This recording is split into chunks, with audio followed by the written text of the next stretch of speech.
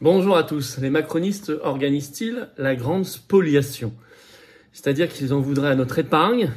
Il y a des propos honnêtement très ambigus et très troublants du ministre de l'économie Bruno Le Maire là-dessus.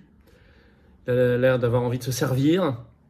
Et puis d'autres initiatives pile au même moment, notamment pour aller financer la guerre en Ukraine, au moment où Macron parle d'envoyer des troupes. Bon, tout ça est assez cohérent. Et puis, des informations incroyables. Il diminue les budgets utiles pour le pays, je vous expliquais, mais massivement. Et en même temps, ils augmentent massivement leur propre budget. On a des révélations toutes fraîches par le Canard enchaîné, notamment là-dessus. Tout ça, combiné, c'est la même logique, c'est la grande spoliation. Une redistribution du bas vers le haut. Un vol. On va regarder tout ça dans cette vidéo. Et ça a bien l'air d'être sous impulsion de l'Union européenne, très très fortement, puisque nous sommes de nouveau dans un pacte budgétaire européen qui avait été suspendu quelques années, depuis le 1er janvier 2024. Et ça, on avait alerté il y a déjà des mois et des mois. Allez voir les vidéos sur cette chaîne. Merci de partager, c'est une vidéo importante, ça touche à notre porte-monnaie, à notre épargne, à nos comptes en banque tous les jours. C'est très concret, vous allez voir. Merci de partager, vous abonner ou réabonner à cette chaîne YouTube. Un petit clic en dessous sur s'abonner, c'est un clic, c'est gratuit.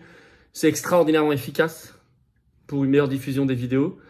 Grâce aux algorithmes de YouTube, les vidéos seront mieux recommandées. Elles vont toucher des personnes qui vont nous découvrir si vous êtes abonné à la chaîne plutôt que pas abonné, ou réabonner si YouTube vous a désabonné. À vous de vérifier, ça arrive beaucoup. Merci beaucoup en tout cas par avance. On se retrouve en direct ce vendredi 1er mars 19h sur cette chaîne. Je prends toutes vos questions en temps réel, je les découvre, j'y réponds. On prend toute l'actualité sans tabou, sans interdit, sans langue de bois, française, mondiale, la plus chaude, la plus intéressante, la plus explosive. Vous avez sûrement des questions à me poser sur le rassemblement des souverainistes. Je vais vous dire tout, comme chaque vendredi, en toute transparence, où on en est exactement. Donc voyez, soyez là ce vendredi sur cette chaîne à 19h pour notre direct, vendredi 1er mars. Évidemment. Je suis à Lons-le-Saunier dans le Jura, le mercredi 6 mars, réunion publique, inscription par un formulaire sous la vidéo en description. Inscrivez-vous massivement, c'est ouvert à tous, adhérents comme non-adhérents, et je vous attends à la très grande manif, le rassemblement pour la paix. C'est l'occasion d'y aller. Et pour dégager Macron, la paix par rapport à ce qui se passe en Ukraine. Champ de Mars, 15h, ce samedi 2 mars, place Jacques Rueff. On aura des interventions de Régis Le Sommier, de Myriam Palomba, de Jean-Frédéric Poisson. Et je suis en train de construire encore. Ça va être un gros moment. Peut-être aussi des militaires. Bref, on va faire quelque chose, vous allez voir, qui va secouer le pays. Soyez là. Faites venir du monde, c'est ouvert à tous. Ce samedi 2 mars, 15h, Champ de Mars, place Jacques Rueff. Avec des drapeaux français, bien évidemment. Et toujours notre pétition nationale à ce sujet sous la vidéo en description. Et je vous attends aux Patriotes. Tous les liens sont sur les-patriotes.fr. Adhérez, faire un don. Mais j'en reparle en fin de vidéo, c'est tellement important. Alors, argent, épargne, que mijote-t-il ? J'ai brossé le tableau sur les budgets, sur leur volonté d'aller servir dans notre épargne. On va rentrer dans le détail. Alors, annulation massive de crédit pour le pays. Vous allez voir pourquoi je dis pour le pays, parce que ce sont des budgets utiles à tous, qui servent le bien commun. Pile au moment, je vais vous rafraîchir la mémoire sur ce qu'a déclaré, ce qu'a exigé la Commission européenne ces derniers mois à la France. Vous allez voir que c'est parfaitement en ligne. Les médias ne vous l'expliquent pas, moi je vous l'explique. Et je vous rafraîchis la mémoire. Tous les articles sont en ligne, vous pouvez vérifier. Au moment donc où le nouveau pacte budgétaire européen s'applique, exigé par l'Allemagne. Alors, le gouvernement a pris un décret ce 22 février, on le sait par une dépêche AFP justement du 22 février, qui annule 10 milliards de crédits budgétaires, donc il fait 10 milliards de coupes budgétaires, c'est beaucoup pour 2024. Ce qu'on appelle des annulations de crédits, par simple décret, donc il n'y a pas de débat, il n'y a pas de vote au Parlement. Alors, dans les 10 milliards notamment, on a le détail, la mobilité 2 milliards, donc ça vraiment ils attaquent la mobilité, on le sait, Ils veulent attaquer la mobilité, les passes carbone, les ZFE, l'augmentation des tarifs, des taxes, tout ça. On a quelque chose de très cohérent là-dessus. Là, ils retirent 2 milliards. Emploi et travail, 1,1 milliard de moins. Recherche, essentielle à l'avenir d'une nation, moins 900 millions. C'est criminel.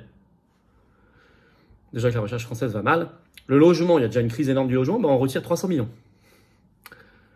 Police nationale, moins 134 millions. Administration pénitentiaire, les prisons qui sont débordées, moins 118 millions, etc.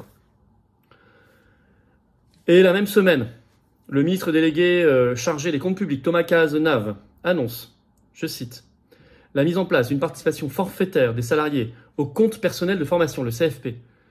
Ils devront participer à hauteur de 200 millions d'euros, ce qui fait une économie pour l'État de 200 millions d'euros.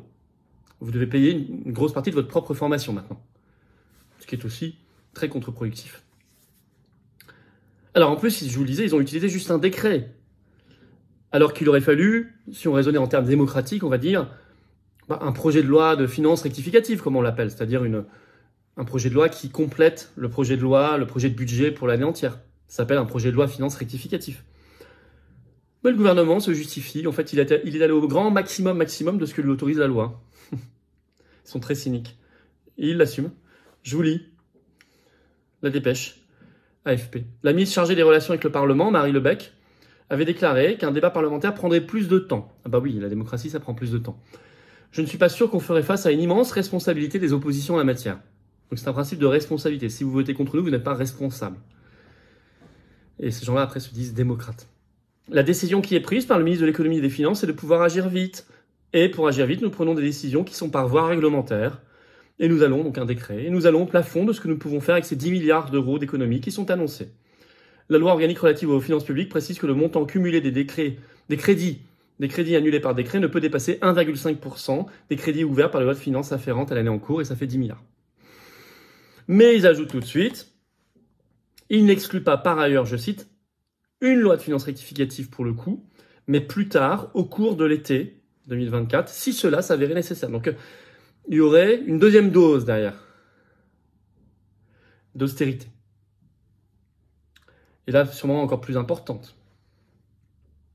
Je rappelle que depuis le 1er janvier 2024, retour du pacte budgétaire européen, un peu différent, et même en fait plus strict que le précédent, sous pression allemande, la France a cédé, la France a trahi, enfin les macronistes ont trahi.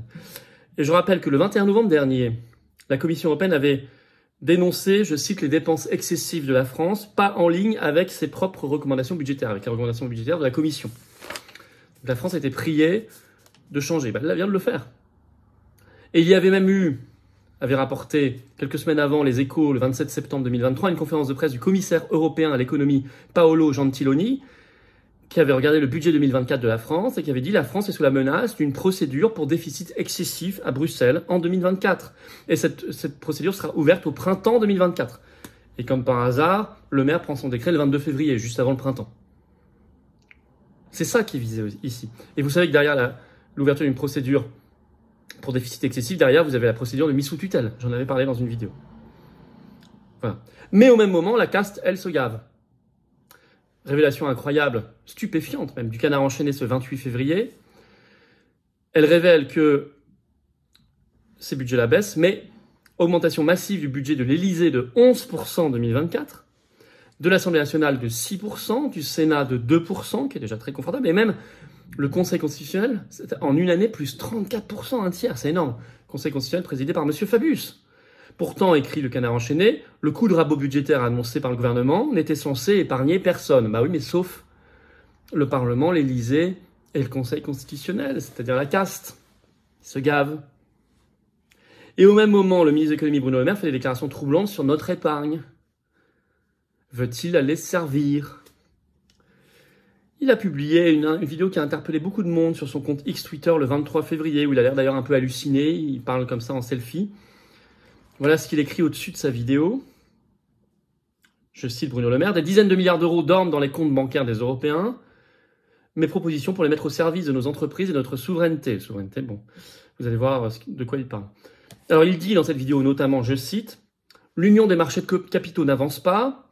Or, c'est la capacité de mobiliser toute l'épargne des Européens, 35 000 milliards d'euros, pour financer la transition climatique, notre effort de défense, ça c'est l'Ukraine, et les investissements dans l'IA, l'intelligence artificielle. J'ai proposé, ajoute-t-il dans cette vidéo, qu'on avance sur une base volontaire pour proposer un produit d'épargne européen, pour proposer une supervision européenne par l'Union européenne des marchés de capitaux, et pour lever plusieurs dizaines de milliards d'euros pour financer notre croissance et notre prospérité. Je rappelle que quelques jours avant, dans une tribune publiée dans Le Monde le 31 janvier par un collectif de personnalités, je cite, il proposait la création d'un livret d'épargne d'aide à l'Ukraine. Je vais vous citer un passage de cette tribune. Plusieurs sources bancaires ou fiscales pourraient être exploitées pour couvrir les dépenses d'armement, comme l'indique le rapport d'information sur l'économie de guerre de la Commission des finances de l'Assemblée nationale présenté en novembre 2023. Une autre piste plus mobilisatrice serait de faire appel à l'épargne des Français. Afin d'éviter une hausse de l'endettement public extérieur, pourrait être lancé un emprunt national et créer un livret d'aide à l'Ukraine. Cela permettrait à nos concitoyens de s'impliquer dans le soutien à la démocratie ukrainienne. Mais quelle blague. Je rappelle que depuis une directive européenne qui s'applique par une loi française transposée, qui est en fait une directive européenne depuis le 1er janvier 2016, les banques maintenant, là on parle des banques, c'est un peu différent, mais elles peuvent déjà aller servir dans l'épargne des gens. C'est maintenant possible légalement. Alors, il parle beaucoup de notre épargne en ce moment, beaucoup, je trouve. Il y a aussi d'autres initiatives, il y a une proposition de loi au Sénat, je vous en parlerai peut-être plus en détail un jour, mais sachez que ça bouillonne beaucoup en ce moment, ça a l'air de les intéresser. Comme s'il y avait un magot.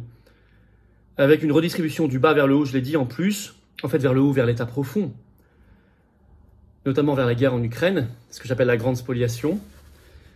Beaucoup de Français ne sont pas au courant parce qu'il n'y a pas de débat. Quand on passe par un décret, tout ça, il n'y a pas de débat. Si le canard enchaîné ne révèle pas ces histoires sur l'Élysée et le Conseil constitutionnel, personne ne le sait. Et d'ailleurs, ça n'est pas beaucoup repris. Moi, je le diffuse, on est quelques-uns à le diffuser, mais ça n'est pas repris par les journalistes. Donc diffusez, s'il vous plaît. Partagez cette vidéo, abonnez-vous à cette chaîne YouTube, un petit clic sur s'abonner ici, ou alors réabonnez-vous, c'est un clic, c'est gratuit, vous êtes abonné à la chaîne, grâce à vous, les vidéos vont beaucoup mieux circuler. Et à 500 000 abonnés, on approche, on fait un événement inédit, historique, en direct, interactif sur cette chaîne, vous allez voir ça. Je vous attends. On est en rendez-vous en direct, vendredi 1er mars, 19h sur cette chaîne, sans tabou, je prends toutes vos questions, soyez là, ramenez du monde, vous allez voir. Il y a de quoi dire, en France et dans le monde, et le samedi 2 mars, 15h, grand rassemblement pour la paix, Paris, Champ de Mars, place Jacques Rueff. Je vous attends, patriotes. J'ai besoin de vous. Contre cette grande spoliation, contre le fait d'aller piocher dans notre épargne pour sortir de l'Union européenne, évidemment. C'est inhérent à ça. L'austérité qui ravage alors qu'eux se gavent. Donc la vraie justice, avec un J majuscule, sont des belles valeurs, ce sont les nôtres, ce sont les vôtres. Venez. Dans le plus grand, largement, mouvement souverainiste et défense des libertés et de la paix de France, venez. Dès maintenant. Je vous attends. Vous êtes les bienvenus. D'autant que vos compteurs fiscaux ont été remis à 0 le 1er janvier. Profitez-en parce qu'en plus, tout ça, c'est défiscalisé aux 2 tiers de vos impôts. Je parle de quoi? Adhésion, réadhésion et dons au mouvement. Adhérer, c'est le premier lien sous la vidéo en description. Ce lien, je l'ai mis également en commentaire épinglé. Petite fiche maintenant sur l'écran et dans quelques secondes, un lien sur l'écran. Faire un don de soutien au mouvement. Deuxième lien sous la vidéo en description. Vous retrouvez tout ça sur les-du6patriote.fr. C'est écrit en énorme. Vous pouvez pas louper dès la première page. Allez, soyez là. Soyons tous ensemble dans un mouvement anti-oligarchique. On n'a pas d'aide, on n'a pas de soutien, on n'a pas les banques, on n'a pas les médias, rien. Mais on fait. Et on n'arrêtera pas, on lâchera pas. On les lâchera pas. Bienvenue. Et bravo pour ceux qui vont faire un don, c'est plus d'actions concrètes. Et vous, ça fait baisser concrètement vos impôts. Défiscalisation aux 2 tiers sur tout ça. Bravo aux donateurs et adhérents, bienvenue aux nouveaux adhérents patriotes et vive la France.